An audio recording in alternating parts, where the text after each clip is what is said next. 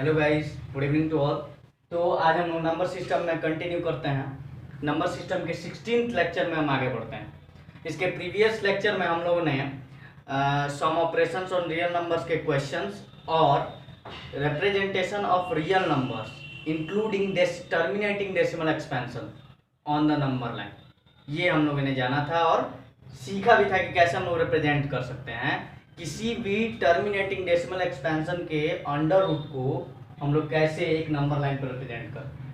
That's it. अगर कोई problem उसमें आया है तो आप कमेंट सेक्शन के द्वारा, मेरे प्रीवियस वीडियो के कमेंट सेक्शन के द्वारा आप अपनी प्रॉब्लम को लिख सकते हैं, पूछ सकते हैं मुझसे। मैं भरपूर प्रयास करूंगा कि आपकी जो समस्या है उसको सुधारी जा सके और बताई जा सके बढ़िया से। चलिए तो आगे बढ़ते हैं। आज के लेक्चर में हम लोग रेशनलाइजेशन टॉपिक के बारे में जानेंगे।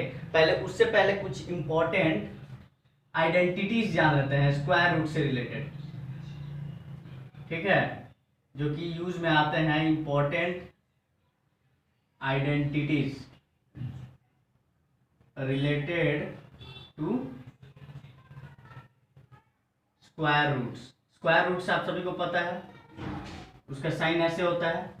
यहाँ अगर 2 भी लिख दिया तो भी स्क्वायर रूट ही है, याद रखिएगा, ठीक है। यहाँ 2 लिखा है तो भी स्क्वायर रूट है, या नहीं भी कुछ लिखा है तो भी ये स्क्वायर रूट है। इसको हम लोग रेडिकल साइन कहते हैं। इस साइन को हम लोग क्या कहते हैं? Radical sign.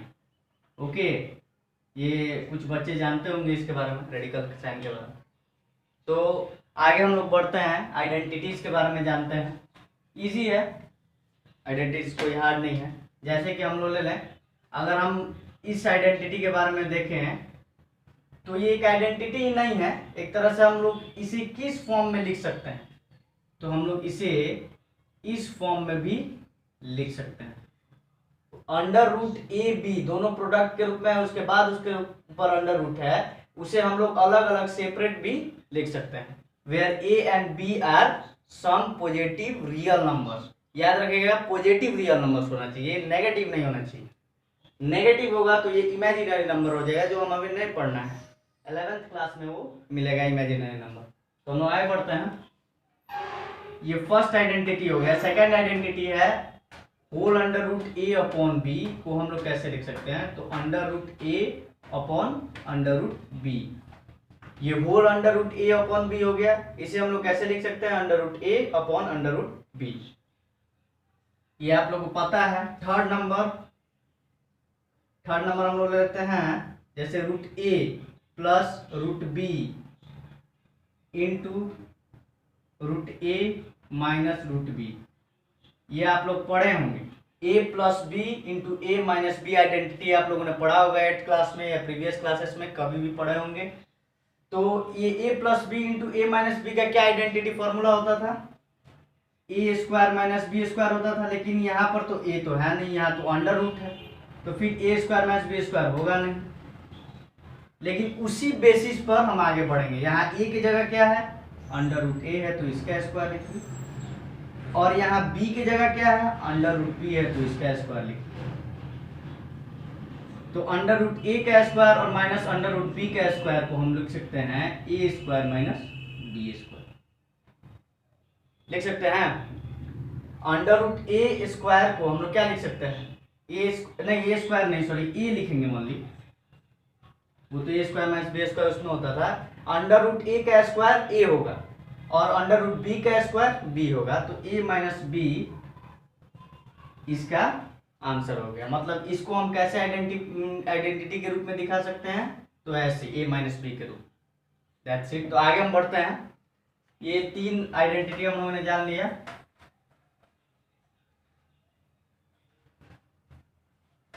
चौथा आइडेंटिटी कहता है A plus under root B into A minus under root B. इसको हम लोग कैसे डील करें? वही है, A plus B into A minus B का फॉर्म, बस वही लगा दी। A square minus B square, लेकिन बी की जगह है अंडर रूट, तो अंडर रूट बी का स्क्वायर, तो A square under root B का स्क्वायर हो जाएगा बी। हो गया। कई जगह इससे रिलेटेड क्वेश्चन पूछे जाते हैं। आपके एक्सरसाइज में भी शायद पूछा गया होगा, या फिर एग्जाम्पल्स वगैरह में पूछे गए होंगे, उसे ट्राई कीजिए, या फिर साइड बुक्स वगैरह में भी पूछे गए होंगे। 5 नंबर हम लोग देखते हैं, जैसे under root A plus under root B का whole square.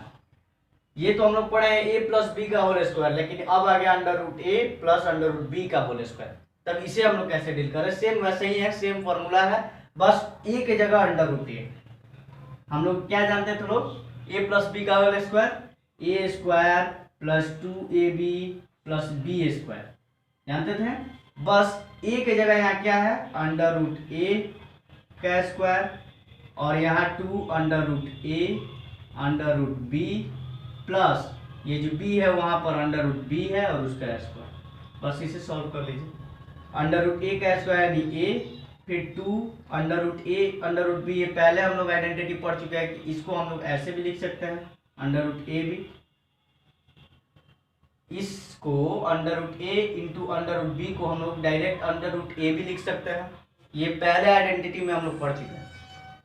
Under root B का square b, and this is your next identity. ये एक आइडेंटिटी हो, ये भी सिंपल है, ए प्लस बी का होल स्क्वायर के बेसिस पर है। चलिए अब आगे बढ़ते हैं।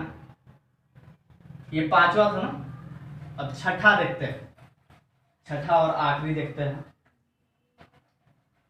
वो जो है वो अलजेब्रिक मेथड पर है। ये आप लोग जानते हैं, इसके प्रीवियस वीडियो में हम लोगों ने अलजेब्रा वाला एक मेथड अप्लाई किया था। 6 नंबर है ना, जैसे under root A plus under root B into under root C plus under root D. बहुत स्टूडेंट्स इसमें कंफ्यूजन खाते हैं कि यहाँ कोई सिंबल नहीं है, तो ये आखिर है किस में? तो याद रखिएगा ये इंटू में है, मल्टीप्लाई के सिंबल में है ये, ठीक है। यहाँ कोई सिंबल नहीं होता है, यानी कि वहां पर साइन जो है छिपा हुआ है किसका? मल्टीप्लाई का। ओके, तो आगे बढ़ते हैं। हम लोग जानते हैं लोग अलजेब्रा मेथड से कि अगर a plus B into C plus D दिया रहता है तो अब इसे कैसे डील कर? सारे कंपोनेंट्स को पहले वाले कंपोनेंट के पहले वाले से एक कंपोनेंट को दूसरे वाले के पहले कंपोनेंट से हम मल्टीप्लाई करेंगे, विथ सिंबल रखेंगे, विथ साइन रखेंगे। तो साइन इसके साथ प्लस है तो इसके साथ भी प्लस है। इसको इससे मल्टीप्लाई किए, फिर इसको ए को डी से मल्टीप्लाई करेंगे तो ए डी, इसके साथ सिंबल प्लस है तो यहाँ भी प्लस है। फिर दूसरे कंपोनेंट को पहले कंपोनेंट से करेंगे तो बी सी, और फिर दूसरे वाले कंपोनेंट को दूसरे कंपोनेंट से करेंगे बी डी।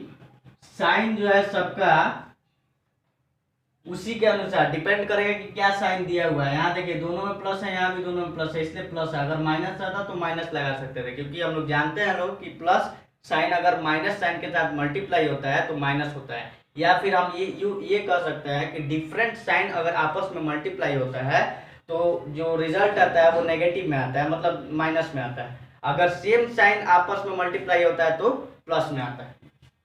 तो ठीक है, अब हम लोग यहाँ वही करेंगे। अंडर रूट ए है, अंडर रूट सी है, यहाँ ए था बी सी था, तो अब यहाँ under root A under root सी है।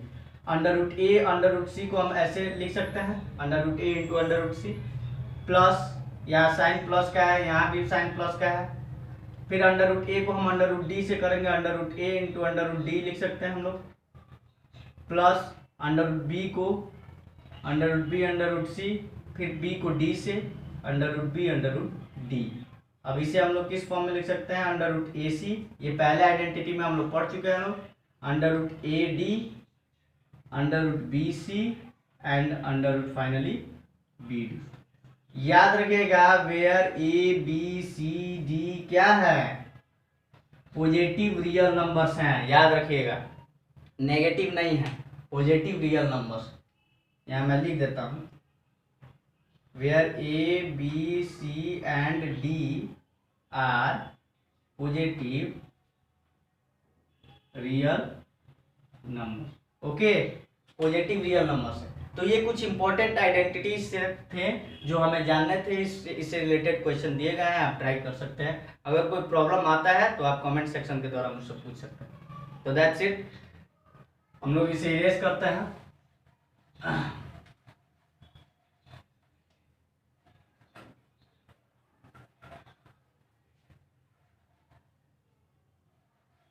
चलिए आज का जो मेन टॉपिक है वो है रेशनलाइजेशन। अब रेशनलाइजेशन क्या होता है? रेशनल तो पढ़े हैं हम लोग, लेकिन आखिर रेशनलाइजेशन क्या माजरा है? तो रेशनलाइजेशन कुछ नहीं है। रेशनलाइजेशन क्या कहता है? रेशनलाइजेशन ये कहता है कि कोई भी अगर फ्रैक्शन दिया हो, जैसे कि 1/√2 दिया हो, इस फॉर्म में 1 या फिर √3/√6 दिया हो, इस फॉर्म में दिया हो, मतलब कि कहने का मतलब ये है कि जो एक फ्रैक्शन दिया हुआ है उसके अगर डेनोमिनेटर में इरेशनल नंबर होता है, इरेशनल नंबर, यहाँ पर √2 भी इरेशनल है, √6 भी इरेशनल है, तो उसे हम लोग जनरली नहीं लेते हैं, जनरली नहीं लिखते हैं ऐसे। तो फिर हम दूसरे फॉर्म में कैसे लिखें? दूसरे फॉर्म में लिखने के तरीके को हम रेशनलाइजेशन कहते हैं, वो प्रोसेस को रेशनलाइजेशन कहते हैं। मतलब इसका अगर रेशनलाइजेशन किया जाएगा तो वो एक ऐसा नंबर आ जाएगा जिसमें कि डेनोमिनेटर जो है इरेशनल से रेशनल बन जाएगा। बस यही मोटिव होता है इसके पीछे, रेशनलाइजेशन के पीछे यही एक मोटिव होता है कि हम डेनोमिनेटर को जो है रेशनल बना दें, इरेशनल ना रहने। दैट्स इट, रेशनलाइजेशन का यही मोटिव। तो रेशनलाइजेशन का डेफिनेशन वगैरह मैं नहीं लिखवाऊंगा क्योंकि डेफिनेशन तो पूछता नहीं है, लेकिन आप लोग ऐसे ही जान गए लो मैंने जो बताया रेशनलाइजेशन आखिर क्यों किया जाता है। रेशनलाइजेशन करने का मेन मोटिव है कि जो फ्रैक्शन दिया गया है या फिर कोई भी आंसर आ रहा है फ्रैक्शन के रूप में, उसका अगर डेनोमिनेटर जो है इरेशनल रहता है तो उसे हमें रेशनल बनाना होता है। तो रेशनल बनाने कैसे बनाएंगे? रेशनल को बनाएंगे तो बनाएंगे कैसे? तो उस प्रोसेस को हम लोग रेशनलाइजेशन कहते हैं। रेशनल बनाने के तरीके को हम लोग रेशनलाइजेशन कहते हैं। रेशनल और आइजेशन, ये जेसन शब्द जो है आप लोगों ने बायो में पढ़ा होगा, इसका मीनिंग होता है बनाना, शायद पढ़े होंगे आप लोग, बायो वाले होंगे वो जानते होंगे जो बायो में इंटरेस्ट रखते हैं। चलिए आगे बढ़ते हैं without much waste of timing. जैसे एक एग्जांपल ले लेते हैं कि आपका आंसर आया 2√2/√2। अब इसे हम लोग को रेशनलाइज करना है, कुछ नहीं करना है, इसको जो है √2 को जो है दोनों में मल्टीप्लाई कर देना है। किसमें? नंबरेटर को में और डेनोमिनेटर में। तो इससे वैल्यू पर कोई इफेक्ट नहीं पड़ेगा, बस ये 2√2/2 ये हो गया, और इसको कटा भी सकते हैं तो ये √2 आ जाएगा। दैट्स इट, ये आंसर हो गया। रेशनलाइज करने पर ये आएगा। हाँ, हम लोग ऐसे भी कर सकते थे, कुछ लोग जानते होंगे कुछ बच्चे कि √2 दिया तो √2 से तो दोनों कट जाएगा। आइए और एक और एग्जांपल देखते हैं, जैसे 1/√7। अब इसे हम लोग कैसे रेशनलाइज करें? कुछ नहीं करना है, √7 में दोनों से मल्टीप्लाई कर देना है, √7 से दोनों में मल्टीप्लाई कर देना है, नंबरेटर में और डेनोमिनेटर में। तो √7 को मल्टीप्लाई करेंगे तो √7 का स्क्वायर हो जाएगा, दो बार आया ना, तो √7 का स्क्वायर क्या हो जाएगा? 7 हो जाएगा। This is your final answer. ठीक है, तो अब आगे बढ़ते हैं और कुछ एग्जांपल्स देख लेते हैं। जैसे अगर एक आपका आ रहा है आंसर 4/5 + √2। अब आ गया प्रॉब्लम कि यहाँ तो √2 था तो हम लोग √2 से नंबरेटर और डेनोमिनेटर में मल्टीप्लाई करके सॉल्व कर लेते थे, रेशनलाइज कर लेते थे। लेकिन अब जो है एक कांस्टेंट भी ऐड हो गया है इसके साथ, मतलब एक रेशनल नंबर भी ऐड हो गया, तब हम लोग कैसे रेशनलाइज करें? यहाँ पर एक कंजुगेशन आता है, एक टर्म आता है कंजुगेशन या फिर कंजुगेट। ठीक है, कंजुगेट भी कह सकते हैं, कंजुगेशन भी होता है, उसको ION जुड़ जाता है उसमें। तो कंजुगेट किसे कहते हैं? देखिए, कंजुगेट में बस यही चीज होता है कि नंबर सेम रहेगा, बस उसका साइन चेंज हो जाएगा। नंबर सेम रहेगा, बस साइन चेंज हो जाएगा। जैसे कि 5 + √2 है, तो इसका अगर हम बोले कंजुगेट क्या होगा, तो इसका कंजुगेट होगा 5 - √2। मैंने क्या कहा कि नंबर सेम रहेगा, लेकिन इसका जो साइन है वो चेंज हो जाएगा। यहाँ प्लस है तो यहाँ माइनस हो जाएगा, यहाँ माइनस रहता तो यहाँ प्लस हो जाता।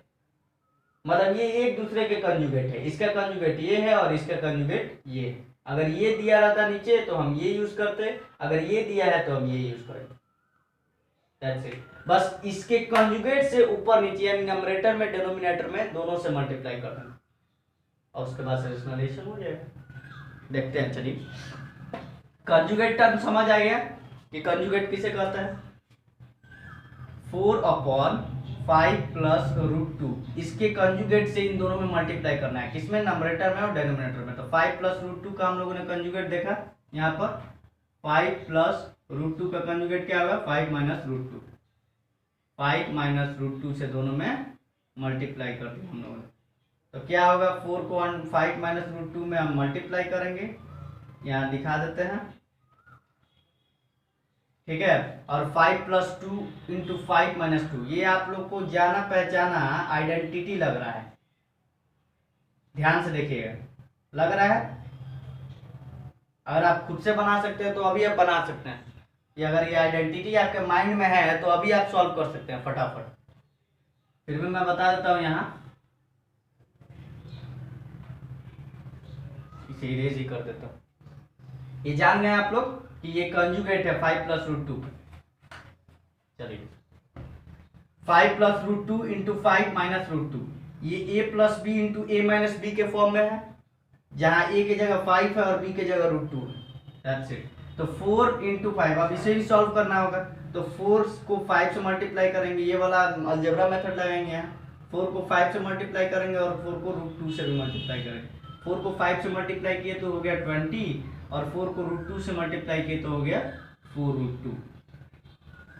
ओके, अब नीचे बढ़ेंगे तो a plus B into A minus B का क्या फॉर्मूला होता था, a स्क्वायर यानी 5 का स्क्वायर और b स्क्वायर यानी माइनस रूट टू का स्क्वायर, हो गया। अब इससे आगे बढ़ते हैं, 20 माइनस 4 रूट टू अपॉन 5 का स्क्वायर यानी 25 और रूट टू का स्क्वायर यानी 2, ठीक है। 5 का स्क्वायर यानी 25 और रूट टू का स्क्वायर यानी 2, तो 20 माइनस 4 रूट टू अपॉन कितना आ गया 23 आया। a plus B into A minus B का फॉर्मूला यहाँ अप्लाई करेंगे, मतलब आइडेंटिटी जो है उसका फॉर्मूला अप्लाई करेंगे, तो यहाँ a square minus B square आएगा, a की जगह 5 है तो 5 रखेंगे, b की जगह रूट टू है तो रूट टू रखेंगे, फिर देन सॉल्व करेंगे तो इतना आएगा। आप इसमें कॉमन भी ले सकते हैं, 20 माइनस 4 रूट टू में क्या कॉमन आ रहा है, देखिए तो 4 मुझे लग रहा है कॉमन आ जाएगा, 4 5 या 20 और माइनस रूट टू अपॉन 23, ये आंसर भी हो सकता है और ऊपर वाला भी लिख सकते हैं, ये फाइनल आंसर होगा। This is the rationalized form of this. तो ये इजी है, कोई हार्ड नहीं है रेशनलाइजेशन में, बस कंजुगेट आपको पता होना चाहिए, ठीक है। कंजुगेशन में मैंने बताया क्या करना है, कंजुगेशन में केवल साइन चेंज होता है, केवल साइन चेंज होना है। आपके तो सिलेबस में ओनली साइन चेंजिंग वाला दिया है, और प्लस अगर साइन वाला नहीं देता है, ओनली 5 प्लस रूट टू की जगह रूट टू देता है, तो आप लोग सीधे रूट टू से ही नंबरेटर में और डिनोमिनेटर में दोनों में मल्टीप्लाई कर सकते हैं। तो इसके क्वेश्चन ट्राई कीजिए रेशनलाइजेशन के। तो आज का जो मेन टॉपिक था रेशनलाइजेशन वो खत्म हो गया, और आगे वाला वीडियो में, नेक्स्ट वीडियो में मैं शायद एक्सरसाइज डिस्कशन करूं, क्योंकि कोई कंसेप्ट अब रह नहीं गया है बाकी, तो मुझे लगता है कि इसके नेक्स्ट वीडियो में एक्सरसाइज ही डिस्कस करूंगा। तो तब तक के लिए आप लोग पढ़ाई करते रहें, और रेशनलाइजेशन पे जो कुछ भी क्वेश्चंस दिए गए हैं एनसीईआरटी बुक्स में भी दिए गए होंगे या फिर साइड बुक्स वगैरह में भी दिए गए होंगे, उसे ट्राई कीजिए। आपको नहीं आता है, अगर प्रॉब्लम होता है तो आप कमेंट सेक्शन है उससे आप पूछ सकते हैं। That's it, thank you.